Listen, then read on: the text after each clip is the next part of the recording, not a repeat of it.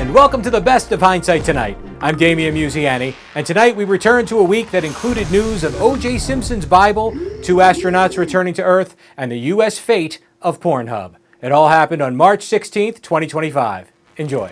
Leading off, items from the personal collection of O.J. Simpson have gone up for auction. The estate items of the one-time football hero and double murder trial defendant include an inscribed living Bible and handwritten letter that best friend Robert Kardashian gave to Simpson the day after his arrest in 1994. The Bible appears to be in good condition, but we suspect there have been some modifications to some of those 10 commandments.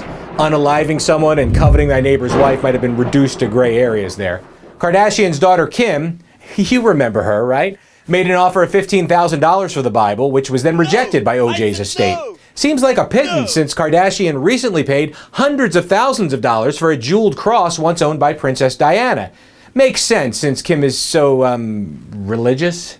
OJ's estate executor said Kim can bid for the Bible just like everybody else. As of this broadcast, the selling price was still under $10,000 with a week to go in the auction.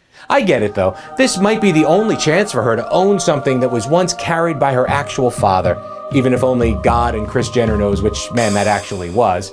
Luckily, the Bible auction ends next week, so there's still time for astronauts Sonny Williams and Butch Wilmore to get a bid in. The weightless pair are finally returning to Earth after a technical glitch forced them to stay an unscheduled 285 days in space.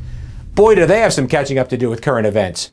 Since last spring, they missed the craziest presidential debate of all time, a Trump assassination attempt, Kamala Harris got nominated, then another Trump assassination attempt, Jimmy Carter turned 100, then Trump got elected president, then Jimmy Carter died, half of Los Angeles burned up, they probably saw that from space though, and then Elon Musk somehow also became president, and this month the stock market is currently 7% higher than when they left the planet, but you'd never know it from looking at Wall Street these days. And to top it off, if they stayed up there much longer, they might have lost the chance to say goodbye to Pornhub. Yep, according to the New York Post, a petition has been launched to block the Canadian-owned adult content site from access in the United States in retaliation for U.S. tariffs. With more on this is Hindsight Tonight Canadian field reporter Jace Gabowry. Jace? Hey, Damian, how's it going, buddy? Yeah, so get your tissues out for this one. The New York Post made a big deal of this because some hoser made a comedy video mocking how Canadians dress and talk. Like, who would ever do such a thing, eh? You cowards. So anyways, Pornhub is based in Canada. 40% of their business comes from the USA. But so what? There are thousands of free porn sites now. And why would Pornhub want to lose over a third of their customers and stir up bad will to boot? Proof is in the pudding, eh? That big petition the New York Post wrote about has only 50 signatures. I guess everybody's hands were busy doing other things, eh, buddy? This is a classic case of cutting off your Johnson to save your face. Damian? Thank you, Jace.